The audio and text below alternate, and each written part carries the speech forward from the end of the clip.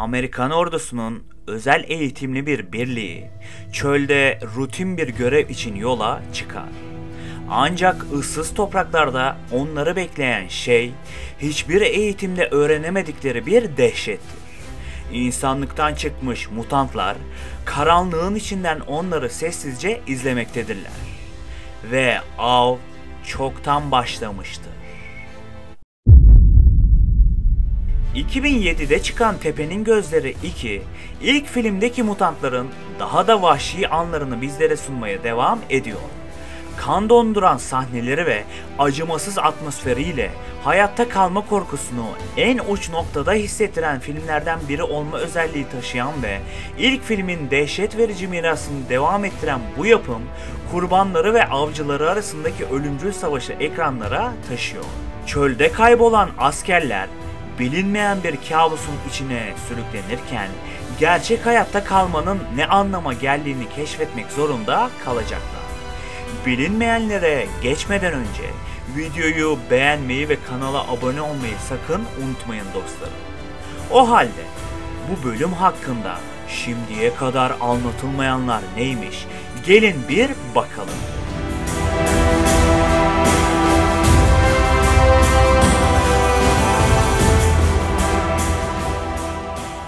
İlk filmin finalinde hayatta kalan karakterler bu filmde tekrar geri dönecekti.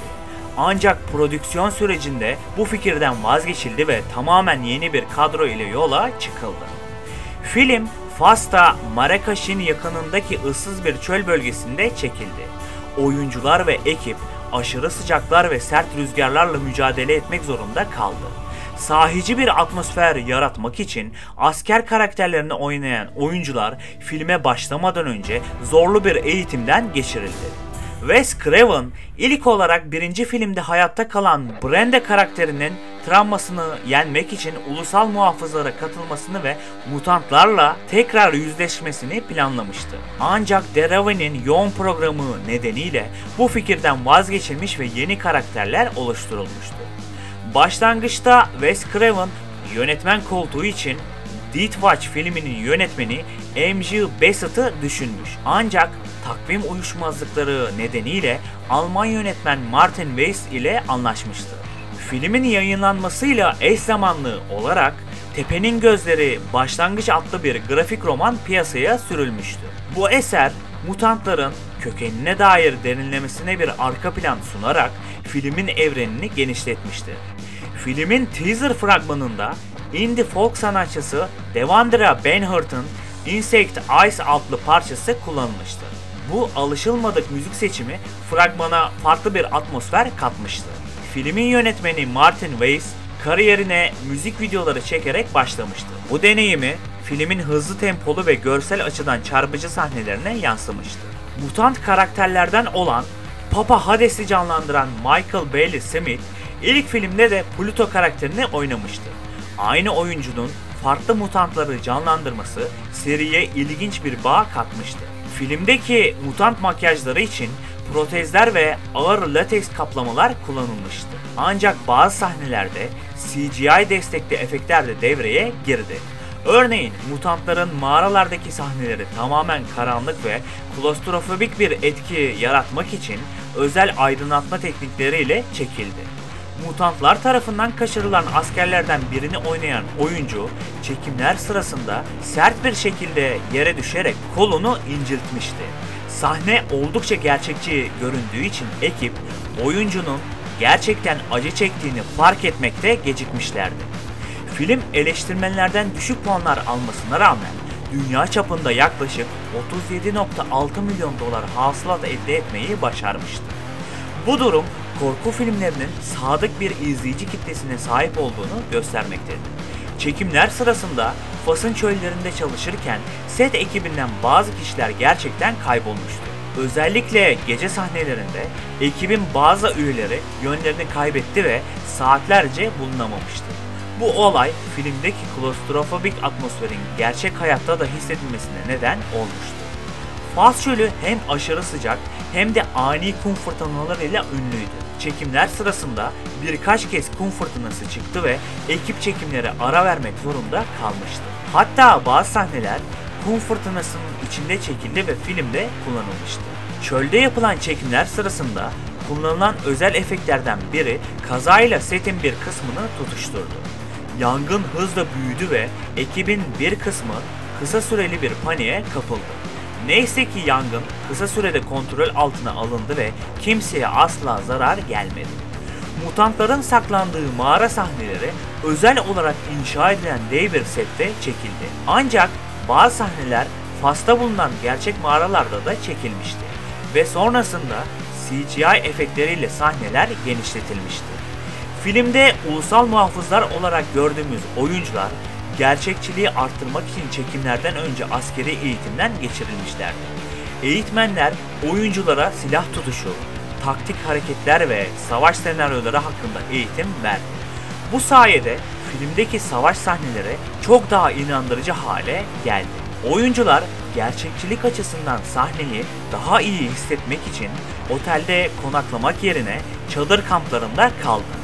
Bu özellikle asker rolündeki oyuncuların karakterlerine daha iyi adapte olmasını sağladı.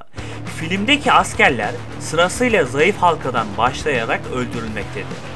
Bu gerilla savaşlarında sıkça kullanılan bir stratejiydi. Önce en savunmasız kişi hedef alınır, sonra peş peşe geride kalanlar yok edilir ve lider zayıflatılırdı. Filmin orijinal versiyonunda çok daha sert ve şiddet dolu sahneler bulunuyordu. Ancak test gösterimlerinde izleyiciler bazı sahneleri aşırı rahatsız edici bulduğundan bu sahneler kesildi. Orijinal senaryoya göre filmde hayatta kalan karakterler mutantların sonunu getiriyordu.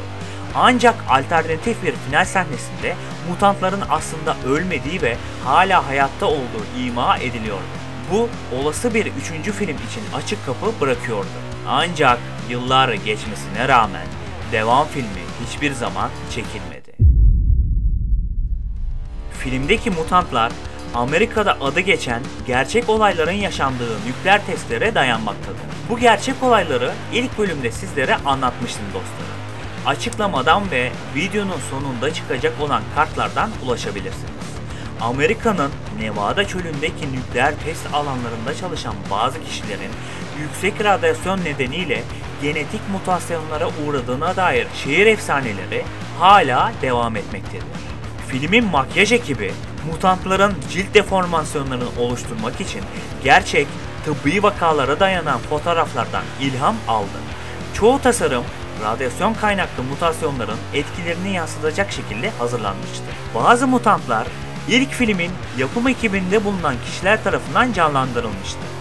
Evet dostlarım, yanlış duymadınız. Filmdeki bazı mutant karakterleri profesyonel oyuncular yerine film ekibinden olan kişiler tarafından canlandırılmıştı.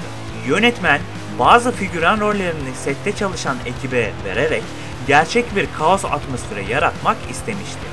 Mutantların saklandığı mağara sistemi ilk filmindeki madencilik geçmişine doğrudan bir gönderme içermektedir. Film boyunca mutantların neden özellikle askerleri hedef aldığı açıkça belirtilmemektedir. Ancak bazı hayran teorilerine göre mutantlar askerleri kendilerine zarar veren hükümetin temsilcileri olarak görüyor ve bu yüzden intikam almak istiyorlardı. Filmin orijinal sonu kahramanların mağaradan kaçmasıyla bitiyordu. Ancak Blu-ray ve DVD versiyonunda yer alan alternatif bir son, mutantların hala hayatta olduğunu ve yeni bir av peşinde olduklarını gösteren daha karanlık bir sahne içermekteydi. İkinci film bittikten sonra üçüncü bir film planlanıyordu ve mutantların bir grup bilim insanına saldırdığı bir hikaye üzerine çalışılmıştı. Ancak üçüncü film hiçbir zaman çıkmadı.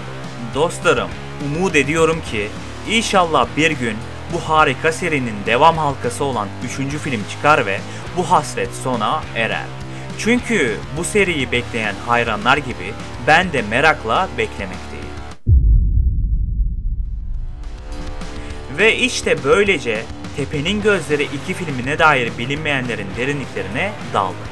Çekim sırasında yaşanan kazalar, korkutucu set ortamı ve kesilen sahnelerle bu filmin perde arkasında da en az kendisi kadar ürkütücü bir hikaye yatmaktadır. Bu devam filmi mutantların vahşeti ve çölün ıssızlığıyla izleyiciyi gerilim dolu bir yolculuğa çıkarmayı başarmıştır.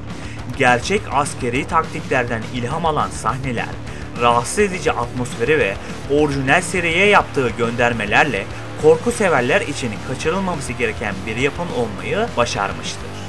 Peki sen bu film hakkında ne düşünüyorsun?